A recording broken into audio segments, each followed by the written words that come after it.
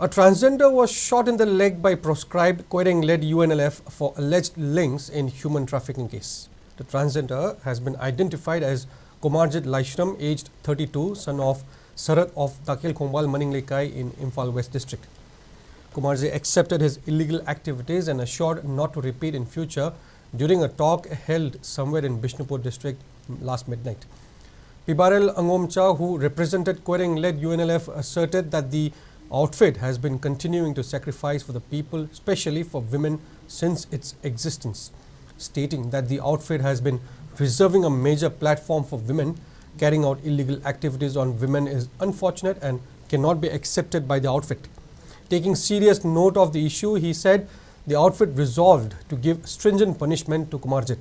Soon after, wounded Komarjit was found near Kumbong PHC within the jurisdiction of Patswe Police Station in Imphal West District early this morning.